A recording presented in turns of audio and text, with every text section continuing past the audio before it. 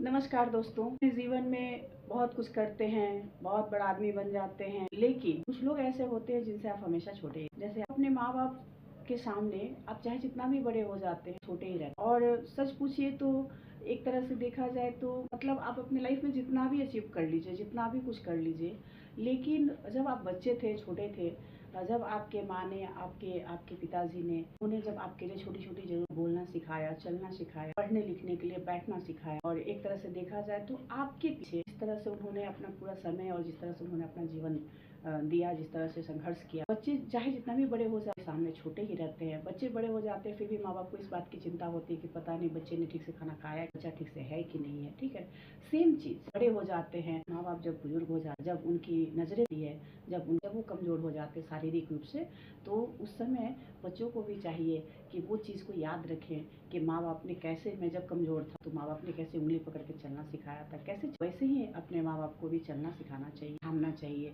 जैसे आप जब बच्चे थे और जब आप खाना खाते थे तो आपके निवाले जो है आप खुद से, तो जैसे मुँह में माँ बाप खिलाते थे, सेम चीज़ आपको चाहिए कि जब आपसे नहीं खाने खिलाना चाहिए। जैसे जैसे आप बड़े होते हैं, बच्चे जैसे जैसे बड़े होते हैं वैसे वैसे माँ बाप बूढ़े होते हैं और उनकी उम्र ढल जाती है, शरीर साथ नहीं देता, कदम साथ नहीं देते, नज़रें साथ नहीं देती, और जब वो कमज़ोर पड़ते हैं उस समय बच्चों को चाहिए कि वो माँ बाप को संभालें।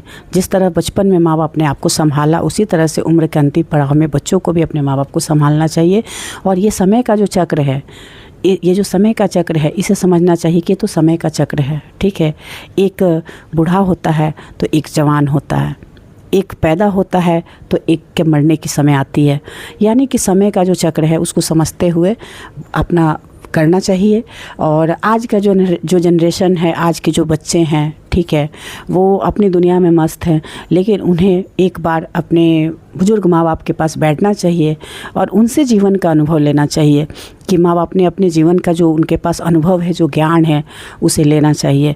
मुझे अच्छे से याद है कि हमारे दादाजी, जो उनके साथ मैंने काफ़ी समय बिताया था, और उनका जो बताया हुआ बहुत सारा बात है जो आज भी मेरे जहन में याद है, जो मेरे जीवन के हर एक परिस्थिति में उन चीज़ों का मुझे फ़ायदा मिलता है, उनके अनुभव का मुझे लाभ मिलता है। ठीक है, मेरा ये सौभाग्य रहा है कि मैं दादाजी के लिए भी मैं कुछ कर पाई थी, मैं दादी के लिए भी मैं की थी। ठीक है, और मेरा एक है कि मेरी एक बड़ी दादी थी, उनके लिए भी मैं कर पाई थी। ठीक है, मेरी नानी माँ है, मैंने उनके लिए भी किया।